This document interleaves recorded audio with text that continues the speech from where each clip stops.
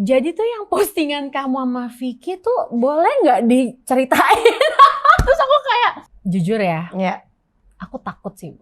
Takut tuh kayak dilarang dia ketahuan secara publik temenan sama aku. Karena aku itu dikenal punya mental illness.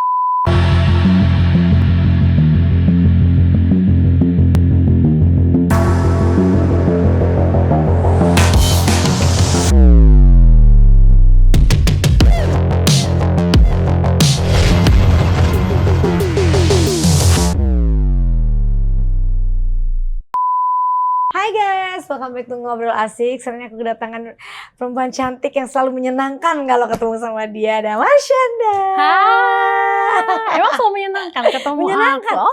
Karena kalau ketemu kamu tuh selalu banyak insight buat aku. Selalu banyak hal-hal baru yang aku tuh banyak belajar gitu loh. Oh, senang sekali mendengarnya. Iya kan, bukan gak semua orang. Maksudnya kayak kadang-kadang banyak hal baru yang di luar nalar aku gitu, ngerti gak sih? By the way, aku duduknya udah santai banget deh, kayak di rumah sendiri, kan, kayak lagi di warteg, gimana dong? Makanya aku sengaja kayak gini karena ketemu kamu. Apa kabar sih? Baik, alhamdulillah. Baik. Kan kita pernah podcast bertahun-tahun yang lalu tuh. Gak bertahun-tahun tahu, kayaknya itu tahun lalu deh. 2 tahun dong. Ah, yang benar? Iya, itu 2 tahun yang lalu. Astaga, waktu berjalan sangat cepat ya. Makanya, dan sekarang aku ngeliat kamu tuh udah kayak tambah cerah, tambah cantik. Tambah ini ya, tumbuh kembangnya tepat kan? Enggak. Tumbuh kembang. You're fine, you're good. Iya, maksudnya kan kalau anak kecil kan umur 5 ketemu umur 7 tingginya beda. Kalau aku kan ya udah bukan anak kecil. Tapi satu hal yang kalau ketemu kamu tuh kayak gak pernah tua ya. Kayak gak pernah aging gitu. Kamu ngapain sih? Ngapain ya? Aku tuh bener-bener gak tahu kalau ditanya gitu jawabannya apa ya. Aku pertama nih, aku tuh pokoknya udah kayak semua orang sama ya Bun ya. Setelah menginjak umur 30, udah gak inget umurnya berapa. Kalau aku sih gitu. Ya udah males ngitung ya? Udah gak peduli, terus udah gitu aku percaya semua seniman itu gak ada yang tua. Semua yang berada di dunia seni itu gak ada yang nambah umur. Sumpah, aku tuh percaya jiwanya muda semua. Iya, jiwa muda. Tapi kan namanya look depan kan pasti tetap. Iya sih, tapi kayaknya aku juga udah ada deh kayak apalah, tapi aku gak peduli sih. Enggak, aku ngeliat kamu tuh kayak dari dulu banget sampai sekarang tuh kayak mukanya segini-gini aja gitu loh. Gitu ya. Mungkin kamu always happy ya? Ya enggak juga lah Bun, pasti ada kayak up and down lah, namanya juga orang. Tapi kamu tuh lagi sibuk apa sih sekarang? Aku lagi sering ngisi event, jadi pembicara. Terus aku lagi abis dari US kemarin, ada retreat. Apalagi ya, baru mau persiapan bikin konten buat YouTube aku lagi. Mulai sedikit diaktifkan lagi, prepare itu kan buat, nggak ada gitu kan? Karena gimana yang nyebutnya ya, YouTubeku tuh kayak semacam project idealis aku gitu loh Bun. Jadi kayak aku susah sih menjelaskannya. Tapi yang pasti selain itu aku juga sekarang lagi prepare mau series baru. Nanti sebulan lagi. Bikin series? Oh bukan, maksudnya web series. Web series. Kamu sendiri bikin? Bukan aku yang bikin, aku kamu pemainnya. Main lagi. Setelah berapa lama? Terakhir kan Induk Gajah. Induk Gajah yang di Prime Video. Nah sekarang itu series itu tahun berapa ya? Tahun lalu deh. Oh kamu series tuh tetap masih sering main ya? Di Prime Video. Tapi kalau kayak film atau sinetron gitu? Sinetron udah enggak, lagi enggak. Layar lebar terakhir kapan ya? Oh tiba-tiba ngeblank ya. Oh terakhir kayak 2 tahun lalu. Ada kekangenan gak pengen kayak aku main sinetron lagi nih, aku pengen main film lagi gitu? Kalau sekarang lagi menikmati yang ada sekarang. Lagi seru-seru sama dengan konten-konten ya? Lagi fokus kayak apa ya, menikmati yang ada aja gitu. Kayak bukan merindukan yang lagi gak ada, tapi lagi menyukai dan mensyukuri yang sudah sedang ada gitu. Wow, berat loh bahasanya dia nih. Tapi berat. Itu sehari-harinya jadi beda. Jangan-jangan itu yang bikin aku muda kali, jangan-jangan. Gak tahu sih. Jangan-jangan bisa jadi gak sih? Jangan-jangan punya pasangan nih. Enggak. Lagi deket sama orang? Hah? Ada. Ada yang nyaut loh ada. Ya Allah. Deket sama siapa? Ada Bun. Artis? Vicky, Bun. Vicky siapa? Serius? Tau kan Vicky 29 My Age? Enggak, aku jadi gini. Aku suka pernah lihat video kamu berdua. Iya, jadi gini. Ya Allah, aku juga bingung itu kenapa bisa heboh banget, Bu. Tapi emang dekat. Aku itu, ya kita tuh makan siang. Terus kita foto. Itu yang komen jarang banget di Instagramku, komennya sebanyak itu Bun. Pro kontra. Terus gitu kayak langsung ada asumsi, wah Caca, sampai temenku nanya, Ca lo lagi are you okay? Kayak state lo secara mental tuh lagi gimana sekarang? Dia pakai opening gitu tau gak Bun? Lo lagi gimana sekarang? Kamu tuh lagi baik, dia ngomongin caring, penyayang gitu, kayak worry gitu. Tapi hati-hati. Terus kayak, jadi tuh yang postingan kamu sama Vicky tuh boleh gak diceritain? Terus aku kayak, kita itu makan siang. Udah. Terus kayak heboh gitu Bun. Aku juga gak ngerti kenapa orang-orang kok mungkin karena gitu banget sama Vicky. Enggak. Apa? Oh, caption aku? Iya, katanya dia bilang situasi captionnya. Aku nulis caption. Mungkin dia melihat sisi lain dari kita gak pernah tahu loh. Kan Vicky kayak gitu depan kamera doang. Betul Bun, ya aku kan tuh ngeliat itu. Dia di luar kamera aku ngobrol sama dia biasa aja kok. Bener banget Bun, jadi aku tuh pas ngobrol sama dia beda dan bener berkata Bunda sih. Aku belajar banyak dari dia. Itu captionku itu, aku belajar banyak dari Vicky. Udah gitu doang. Apa terus yang orang-orang diajarin langsung ke mikir kamu? kayak gue pacaran sama dia, buset dah. Tapi ya maksudnya kita berteman baikan lah. Ya normal kan Bun, sama aja kayak aku. Misalnya belajar dari soal, kan aku kan sama dia ngobrolin tentang dunia entertainment. Misalnya sama aja kayak aku belajar dari, sering nih beneran. Sering nanya-nanya ke Baim, ke Raffi. Siapa lagi ya yang aku syuting bareng misalnya. Nanya misalnya kalau aku nanya sesuatu sama Bunda itu kan kayak biasa gitu kan. Ya But gitu if it makes you happy emang kenapa? Apaan nanya soal dunia entertainment makes me happy? Bukan, deket sama dianya. Aduh Bun, aku nggak gini. Ntar nggak pernah tahu, Ca. Iya emang kita bener nggak pernah tahu. Cuman aku nggak tahu. Aku juga. Ca, mungkin kamu nyaman kali ngobrol sama dia nggak? Nyaman sih. Karena kamu captionnya sweet katanya kan. Tapi aku nulis caption buat adekku, buat sahabatku juga sweet semua. Berarti dia emang orangnya kenapa sweet. yang dibedain tuh Vicky. Lo emang ini parah nih mereka nih kalau nyari info tuh yang bener, dia emang sweet loh orangnya. Iya kan. Aduh aku gak ngerti sih Bu, tapi kocak-kocak sih komennya. Lucu-lucu gitu, terus kayak Vicky-nya juga orangnya kan gak baperan ya. Iya, gitu. Dia lagi, dia udah biasa dia sih, menghadapi. aku tuh terinspirasi loh sama dia. Maksudnya sebagai seorang, apa sih yang ada di dunia hiburan, dia tuh kayak entertainer sejati. So, aku merasa kayak gue harus belajar nih dari orang kayak gini nih gitu. Jadi lebih terbuka aja cara pandangku. Tapi sosok dari kan kamu udah lama dong sendiri, Ca. Pasti kamu pengen dong untuk bisa membuka diri lagi sama orang, untuk bisa dekat lagi. Sebenarnya sosok yang kamu pengen tuh yang kayak gimana sih? Oke, kalau kriteria gitu ya. Aku mau orang yang aku bisa menjadi diriku sepenuhnya. Semua yang aku pengen tuh, dan yang laki-laki ini pengen, kita tuh saling support supaya hal itu terjadi.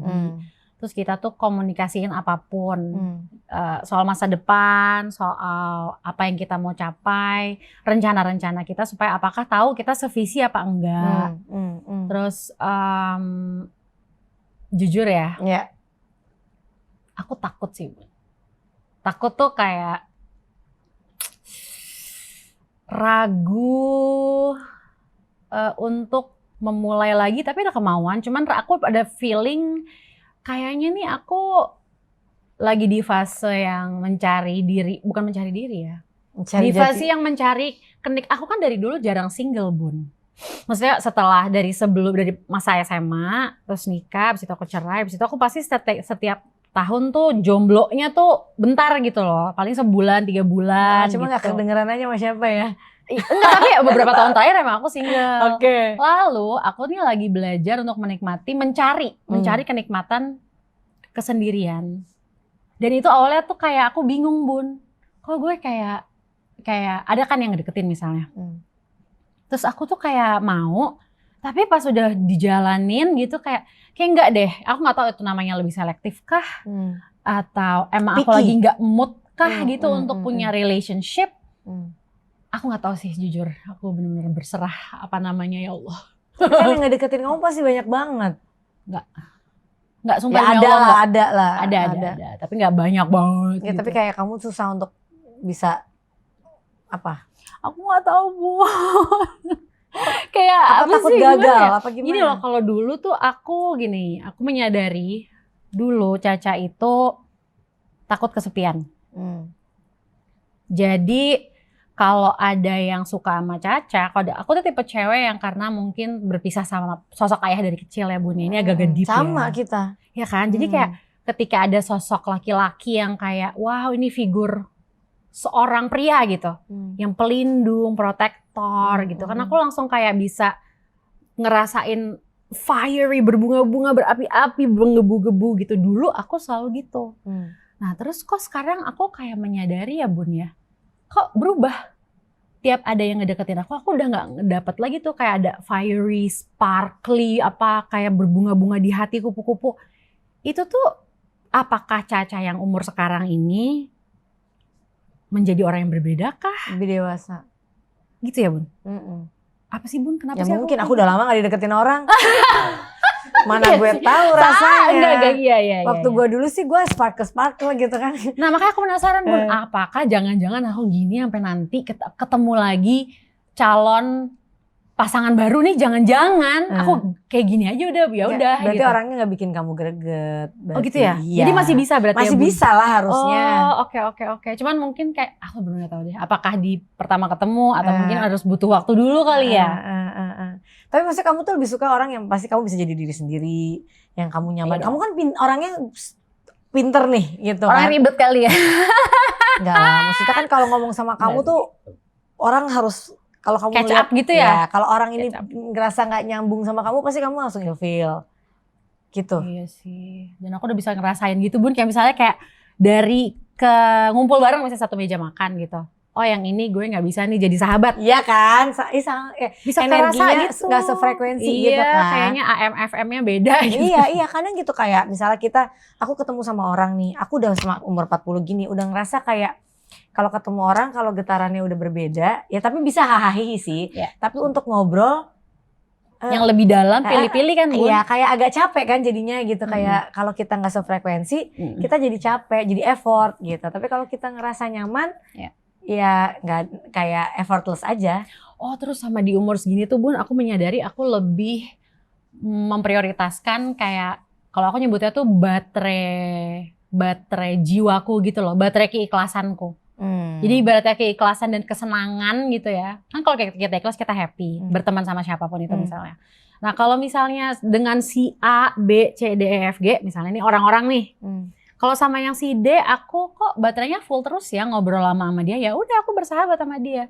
Tapi kalau sama yang si A misalnya bateraiku kok cepet habis ya rasanya, capek ngobrol gitu sama dia gitu. Kayaknya tuh I'm faking it, pura-pura baik padahal gak nyambung. Udah ngapain di maintain gitu. Sama gak sih Bun? Aku menggambarkan aja gitu. Iya, gitu kan yang Bun maksud kan? Daripada kita capek ya kayak tadi baterainya cepet soak. Karena kita udah care sama diri sendiri dan kayak ya udah yang ada di circle kita yang bener-bener bikin membangun kita aja gitu.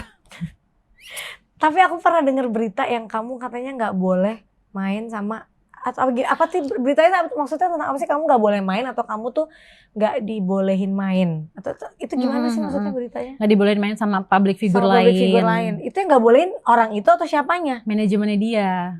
Karena? Jadi itu tuh aku posting di Instagram. Terus aku cerita ke temanku kalau ada satu public figure yang dianya secara personal sama aku tuh baik-baik aja, baik banget malah, kayak real banget gitu. Tapi sama lingkungan terdekatnya, terutama manajemennya, itu dilarang dia ketahuan secara publik temenan sama aku. Karena aku itu dikenal punya mental illness.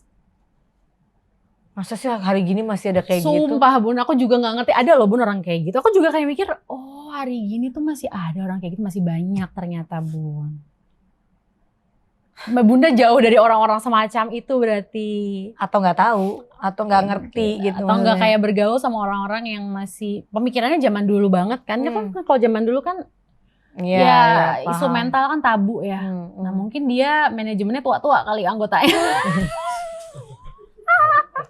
Tapi gak salah sih emang kalau tua kenapa ya? Ya gitu. Ya Allah, bukan bermaksud menghina umur yang lebih tua loh. Nanti kita kan juga jadi tua. Gak juga, banyak juga yang tua yang terbuka juga. Oh iya sih. Bagi aku aneh aja sih. Maksudnya kalau si artisnya sendiri sama kamu gak apa-apa, terus tiba-tiba orang lain yang ngelarang gitu. Dan orangnya nurut. Iya, dianya nurut sama manajemennya. Jadi aku, aduh gitu deh, menarik sih. Menarik karena Tapi kamu sekarang kalau ngomong tuh lebih berhati-hati. Gimana? Coba di waktu 2 tahun elaborasikan. yang lalu kita podcast, kamu tuh bukan lebih hati-hati, Bu. Apa? Lebih tenang sama lebih lemot dikit kali ya. Aku lihatnya lebih hati-hati aja. Maksudnya gitu. Gimana contohnya? Iya kayak kalau waktu podcast lalu kamu tuh kayak lebih api-api gitu. Iya mungkin lebih tenang ya. Mau tau gak rahasianya apa? Apa? Jujur nih, ketika aku lagi di podcast Bunda yang waktu itu, obat untuk bipolar kamu cerita sama aku. Itu beda sama yang sekarang. Efeknya apa sih obat bipolar ini? Besar sekali. Obat-obatan psikiatri itu bisa membangun kepribadian seseorang jadi yang completely berbeda. Oh, serem sih, Cak. Yes, gimana ya normalnya? Kan gini ya, contoh paling gampang analoginya tuh gini.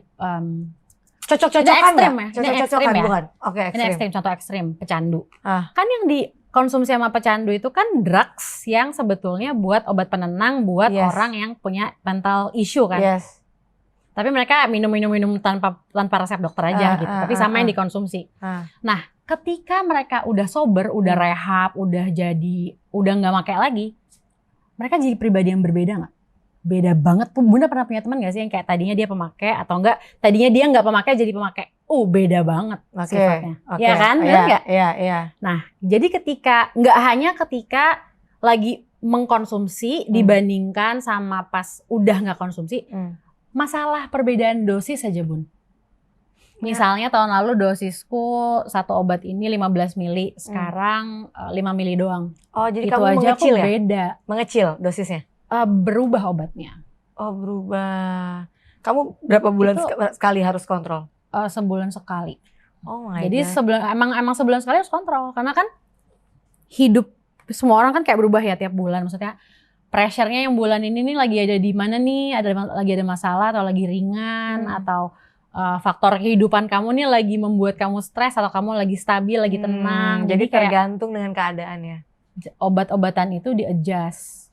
Dan itu juga alasannya kenapa aku tuh pas syuting, kan banyak nih yang komen kayak Caca sekarang gemukan gitu, which is ya aku udah biasa denger itu gitu, gemukan.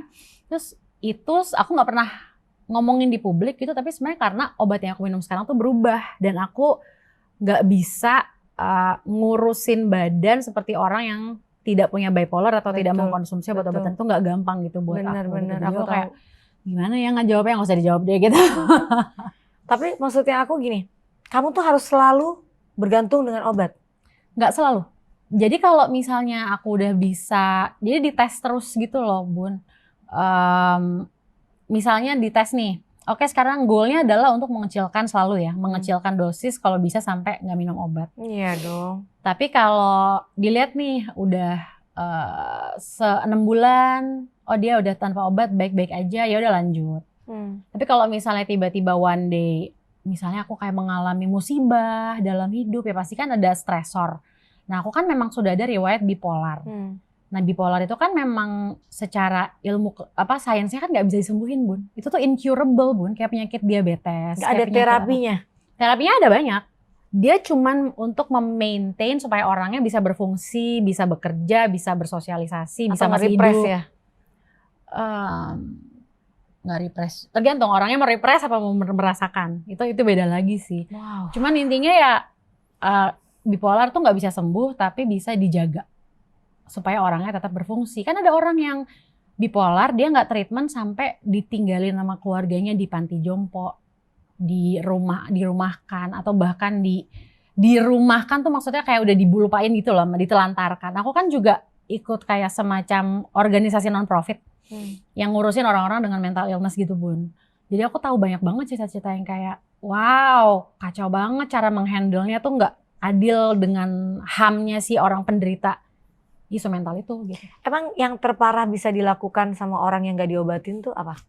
Si pasien bisa halusinasi, bisa bunuh diri. Serius, Cak? Bisa kalau bipolar ya. Makanya sekarang lagi bipolar. Tinggi bunuh diri tuh mungkin bisa itu salah depresi. Satu faktornya ya. Kan mental illness kan banyak, ada skizofrenia, ada bipolar, ada borderline, ada generalized anxiety disorder dan lain-lain gitu kan. Iya, jadi yang paling parah yang bisa dilakukan adalah lebih parah dari halusinasi, Bun. Itu namanya psikotik.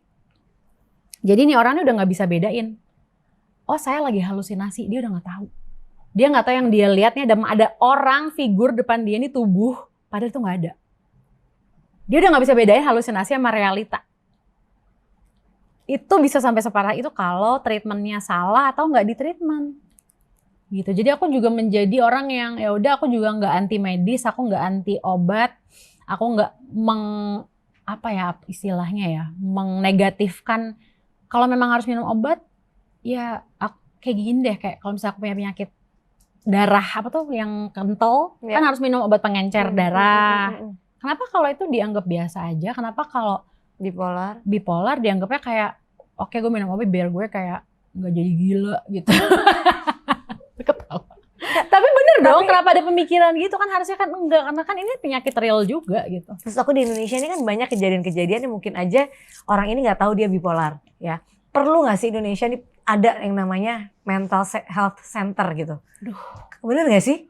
Kan banyak kejadian-kejadian di desa di mana orang-orang kayak bapak ke anak atau apa, mungkin dia punya itu yang nggak kayak kamu kan kita orang di kota ke dokter bisa didiagnos kamu gini, kamu dapat obat. Itu banyak. Iya gak sih? Bener tau kalau misalnya di yang pedesaan di pelosok-pelosok. Aduh, astagfirullahaladzim. Ini nih aku tahu ya dari temanku yang bener-bener sampai ke belusukan ke daerah mana gitu. Jadi ada treatment di mana psikiater ini ditunjuk untuk menyembuhkan kayak penyembuhan massal gitu loh. Ibaratnya kalau orang sakit mental ini dikumpulin semua, terus diagnosanya tuh udah nggak bisa karena nggak ada waktu dan nggak ada biaya juga dari pemerintah untuk ini. Jadinya semua orang cuma disuntikin obat penenang yang sama 1 biji. Padahal kan untuk beda penyakit obatnya beda, beda kondisi obatnya beda. Aku aja tahun lama sekarang beda obatnya. Jadi bayangin aja Bun, itu betapa banyak yang tidak terurus. Aduh itu menyedihkan banget sih kalau kamu kepengen gak sih Cak kayak kamu keliling ke daerah-daerah gitu buat ya kayak penyuluhan tentang ini gitu, kerjasama sama pemerintah untuk pengen banget. Karena kan orang-orang yang gak ditangani dengan baik dia bisa melakukan hal-hal yang halusinasi itu bahaya loh. Pengen banget, iya banget sih Bun. Makanya aku gabung ke si organisasi ini yang non profit ini namanya Remisi. Dia itu memang fokus untuk melindungi hak asasi manusia yang menyandang namanya disabilitas psikososial, termasuk juga mental illness jatuhnya gitu. Jadi kita itu yang masih kita lakuin sekarang sih belum bisa maksimal karena masih dukungan dari kita kan mengharapkan dukungan lebih banyak gitu, itu belum optimal lah gitu. Cuman kita terus bikin support group. Terus kita bikin penyuluhan gitu. Terus ada yang sampai temanku nih yang ketuanya, dia sampai keluar negeri conference gitu-gitu untuk gimana nih memajukan dari segi hukum juga gitu. Iya. Karena ujung-ujungnya kayak kamu tadi bilang, karena mereka nggak diobatin dibilangnya mereka maaf gila lah, apalah. Padahal mereka hanya nggak tahu mereka harus kemana, nggak tahu berobatnya apa. Akhirnya melakukan hal-hal yang jadi pembiaran aja gitu. Iya. Ini penting banget loh sebenarnya biar nggak ada kejadian yang aneh-aneh gitu di Indonesia. Dan aku ngelihat kamu kan lagi lumayan menggembar-gemborkan tentang masalah ini gitu loh. Iya. Aku tuh sampai nggak bisa terlalu banyak ngomong karena kan aku orangnya perasa banget. Jadi kalau aku kayak tenggelam di dalam situ tuh ya Allah, Bun tau nggak cerita? Aku nggak tahu sih ini bakal dimasukin apa nggak, terserah. Cuma aku cerita aja. Jadi ada di desa si cewek ini sama keluarganya udah nggak diurus, dibilangnya sakit mental nggak tahu apalah. Terus dia dipasung tuh masih ada loh Bun. Masih ada. Oke. Nah terus dia dipasung nih di rantai kakinya, astagfirullahaladzim. Terus udah gitu ditaruh di kayak sel apalah, nggak tahu ya semacam apa, nggak tahu tempatnya kayak apa juga. Dan ini temanku ngeliat langsung loh datang ke pantinya itu, yayasan itu. Terus gitu si pasien cewek ini, maaf ya, diperkosa sama penjaga panti. Terus dia bilang dia ngadu sama orang-orang, nggak ada yang percaya sama dia, dianggapnya dia gila. Terus tau nggak?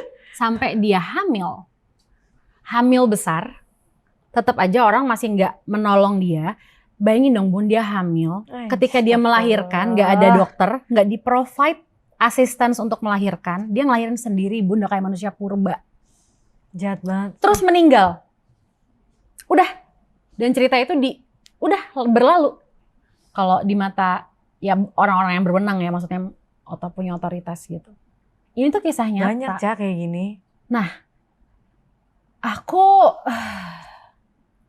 sebagai sebagai aku aja gitu dengan kapasitas yang aku bisa ya aku mencoba yang semaksimal yang aku bisa menyuarakan. Kita bisa apa sih Bun sebagai public figure ya? Bener. Alhamdulillah kita punya ya kamera-kamera teman-teman ini di tim ini yang bisa membantu kita menyuarakan lebih luas kan. Tapi kan yang pembuat keputusan kan bukan kita. Yang pembuat peraturan bukan kita, regulasi bukan kita. Sementara ini masalah yang real banget ada gitu. Wow, ini kita harus bahas Pak. Nanti kita bahas sendiri nih panjang. Karena aku lagi disertasiku tuh tentang begini-begini nih Cak sekarang. Wow, keren banget. Iya, aku tuh nantilah itu kita ceritain lah. Okay. Tapi Cak aku mau tanya, support system terbesar dalam hidup kamu tuh siapa sih? Banyak banget sih. Support system terbesar. Kalau aku buka mata bener-bener nih dan menyadari support system aku tuh siapa aja, itu gak hanya keluarga, Sienna, tapi juga yang terbesar tuh aku lihat dari kayak fans gitu Bun. Ini tuh aku ngomong karena aku amazed, aku kaget. Kayak yang waktu aku diberitain hilang di LA, terus aku lihat kayak, wow orang nih bener-bener kayak care, terus kayak dari sampai saat itu sampai sekarang, dari ya masa-masa itu sampai sekarang tuh orang tuh kalau ketemu aku di mall, kalau minta foto, terus mereka tuh bilang sehat ya, dan aku bisa merasakan ketulusan mereka. Jadi tuh gak hanya keluarga, teman-teman, dan aku juga menyadari selain ini ada juga orang-orang yang sungguh-sungguh care tapi diem aja Bun. Tapi mereka tuh ngedoain, kalau aku ngepost mereka ngeliat, terus dalam hati tuh mereka kayak aduh semoga dia baik-baik aja ya, tulus. Itu kan juga terhitung gitu. Aku nyariin kamu loh waktu itu. Masa sih Bun, ya Allah banget sih Mas, yang bener Bun. Ke ibu konjen, ke semua, iya kan? Iya. Tuh aku tuh suka nggak kayak gini-gini, aku suka kayak ya kan nggak perlu ngasih tahu juga Ca. Cuma dia gimana kabarnya, gini-gini ya udah akhirnya selesai. But anyway, Sienna gitu ya. Aku kan lihat Sienna tuh, mungkin Sienna lahir dari orang tua yang baik, makanya dia jadi anak yang baik ya. Tapi ngeliat gimana kedekatan dia sama kamu dan dia tahu tentang kamu mengalami ini, apa yang dia pernah nggak kayak menguatkan Mam harus ini, apa yang dia ngomong ke kamu? Tadi tuh anak hebat banget lagi ya. Dia itu, aku pernah nanya gini, Nen, kalau one day ibu, aku lupa wish, aku tuh punya kayak list gitu, kayak wishes yang pengen aku lakuin dalam hidup aku gitu kan, kayak bucket list gitu. Nen, kalau ibu ngelakuin hal ini, menurut kamu gimana ya? Nanti orang-orang bakal gimana ya? Aku nanya gitu, kayak ringan aja. Terus dia bilang, ibu, just do what makes you happy. Lakuin aja yang bikin ibu bahagia, hidup ibu kan punya ibu. Dia ngomong gitu, hidup ibu kan punya ibu. Kayak dia tuh ngomong apa, aku lupa, tapi intinya yang bukan hak orang lain untuk berpendapat gitu loh. Just do what makes you happy, selama itu nggak bikin orang lain sedih gitu. Dia ngomong sesuatu yang semacam itu tapi lebih ringan, lebih dengan umur dia gitu ya kata-katanya. Iya. So kayak amazed sendiri dengernya, salah satu support dia seperti itu. Terus misalnya kalau aku lagi sedih, dia bilang, karena aku bilang kan, maaf ya Nena, hari weekend ini jadi nggak seru karena ibu lagi sedih. Aku bilang gitu misalnya. Terus dia bilang, it's totally fine. Yang penting aku sama ibu. Dia bilang gitu. Kamu punya anak baik banget. Ya. Alhamdulillah sih, alhamdulillah banget. Terus aku lihat dia sekarang pakai jilbab. Pakai jilbab itu bener. Bener dia pakai setiap hari. Maunya dia pakai setiap hari. All the time. Terus dia juga nanya kalau misalnya aku ada temen yang mau datang ke rumah, nanti ibu teman-temannya ada yang cowok nggak? Kalau ada yang cowok bakal naik ke ruang tamu nggak gitu? Kalau naik aku mau pakai jilbab karena dia mau nutup gitu. Apa yang buat dia mau pakai jilbab? Kalau dari kemauan dari dia sendiri sih ya. Luar biasa kemauan banget dirinya ya. Sendiri, nggak ada yang nyuruh dari keluarga Ben, dari Mama Ines. Itu nggak ada yang kayak mengharuskan sama sekali, dan aku juga tahu itu. Jadi dia emang benar-benar melakukan dia pengen itu aja happy. Gitu. Aku bisa ngelihat dia tuh kayak yang aku tahu jalan yang benar begini. Aku pengen berusaha jadi manusia yang baik, and I'm doing it gitu. Aku ngeliatnya sih gitu. Surga kamu tuh udah. Amin. Luar biasa loh. Amin. Semoga anak-anakku ntar kayak gitu ya. Amin. Udah satu tuh Aurel. Iya, gitu lah Bun. Tapi kamu hidup tuh luar biasa sih. Amazing. Kamu pernah kasih tahu juga tiba-tiba bahwa kamu selain kamu ada sakit yang kamu tuh apa tumor ya? Kamu tiba-tiba ngasih tahu bahwa kamu udah sembuh tuh beneran? Itu tahun berapa kamu tahu kamu didiagnose kena tumor? Kayaknya aku pertama-tama tahu tumor itu kan di USG mamografi gitu-gitu. Kayaknya 2021 apa 2022 pas gitu. COVID ya? Iya. Oke. Terus aku sempet operasi tuh. Jadi jadi udah sampai operasi? Operasi dikeluarin full tumornya itu 6 cm. Oh my God. Operasi di bagian dada. Terus udah gitu diangkat full. Dan setelah diangkat full, jadi tuh sistemnya bukan yang kayak biopsi gitu Bun. Nah jadi diangkat full baru diteliti di histopatologi istilahnya. Jadi itu baru ketahuan setelah diangkat full, oh ternyata ini borderline phyllodes. Itu artinya 50% kanker. Aduh. Terus dia bilang, ya udah kalau gini Caca sekarang setiap 3 sampai 6 bulan harus check up.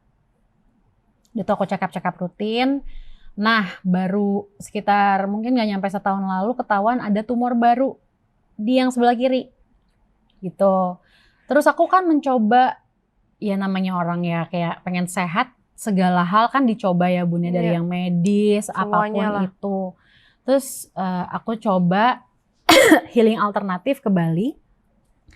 Rekomendasi dari teman sahabat deket aku yang orang tuanya juga berobat ke situ.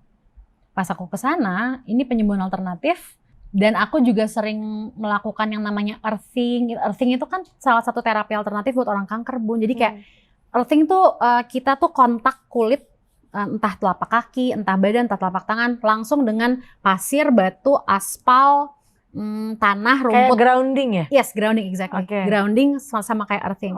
Nah aku tuh sering itu, terus aku ke Balinese healer ini di Bali, terus aku balik ke Jakarta. Pokoknya aku 3 sesi sama dia, aku balik ke Jakarta, aku USG lagi, aku tes-tes semua, hilang tumornya. Gara-gara grounding itu aja? Gara-gara itu dan aku healing di Bali itu. Wow, healingnya di mana sih? Sih itu. Apa nama tempatnya?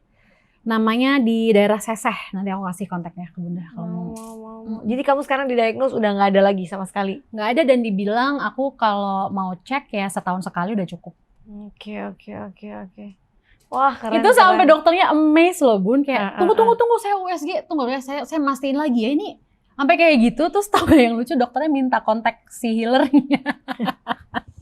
Aku aja pengen tahu nih apa. Iya gitu. Jadi kamu udah sehat ya. Terakhir Ca, apa sih harapan seorang Caca yang kira-kira belum terrealisasikan gitu? Aku tuh masih pengen ngelakuin ini gitu.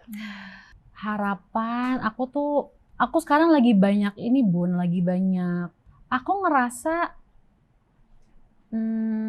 gimana ya ngomongnya, aduh aku bingung Bun, sorry soalnya karena aku tuh terbiasa sekarang ini, kalau dulu kan aku selalu punya kayak goal, tiap tahun tuh sampai ditulis tabel-tabelnya gitu-gitu kan, planning ke depan apa. Nah aku tuh udah beberapa tahun terakhir nggak pakai planning, dan aku kayak sungguh-sungguh dalam setiap doa aku, sampai aku rekam ada di HP, aku dengerin tiap pagi kalau aku baru bangun tidur. Aku berserah sama Allah, aku berserah sama semesta, aku percaya bahwa plan yang Allah bikin itu jauh lebih keren dari segala keinginan dan plan yang aku akan pernah bisa bikin.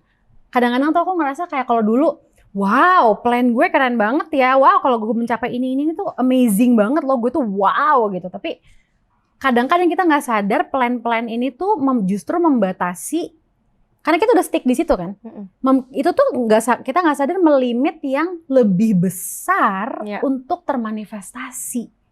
Jadi aku kayak ya udah punya plan outline aja. Tapi sisanya aku serahkan sama semesta gitu. Dan hal-hal yang wow, itu malah jadi kebuka jalannya. Tapi at the same time aku terus percaya bahwa big things are happening all the time. For me, through me, untuk orang banyak insya Allah manfaatnya gitu. Wow, jadi nggak terplanning lagi ya, nggak kayak kamu dulu yang nulis banyak gitu. Kamu lebih kayak ya udah apa yang Tuhan kasih aja gitu ya, apa yang Allah kasih gitu apa yang Allah kasih. Kalau secara garis besarnya gitu lah. Secara bisnis ada dikit-dikit, ada tulisan-tulisan, tapi ya secara garis besar gitu. Emang masih mau bisnis apa sih, Ca? Oh bukan, maksudnya kalau kayak meeting manajemen, ini apa nih 3 bulan lagi itu ya ada. Iya. Jadi itu karir, pasangan, semua apa kamu serahin aja. Kategori-kategori kehidupan itu ya aku percaya deh yang mainin tuh bukan aku gitu, yang mainin tuh yang maha hebat gitu. Wow, keren. Yeah, thank you for coming ya. Sama-sama. Senang loh sharing-sharingnya. Kok kayak baru 5 sama menit kamu. ya? Iya, emang. Gimana sih waktunya ya? Oh, parah. Nah, Tapi bener loh kalau bintang tamunya kayak Caca nih banyak banget insight-insight yang terus aku seneng kan kalau misalnya mempelajari tentang mental health orang tuh aku tuh seneng gitu. Karena ya kita nggak pernah tahu kadang-kadang ya di Indonesia ini kayak ini nggak terlalu besar gitu isu ini. Padahal ini besar sekali gitu yang kayak kamu tadi cerita di pelosok-pelosok sana masih banyak orang yang mengalami hal seperti tadi itu kan penindasan untuk di era 2023 gitu ya. Kayaknya masih ada yang kayak gitu. Ya semoga kamu bisa terus lah menggembar-gemborkan isu ini ya karena memang banyak banget di luar sana orang yang membutuhkan pertolongan pastinya. Betul. Makasih Bu. Makasih sayang. Ngajak aku. Sukses selalu buat kamu. Makasih. Oke guys, thank you for watching. Jangan lupa like, comment, and subscribe. Bye.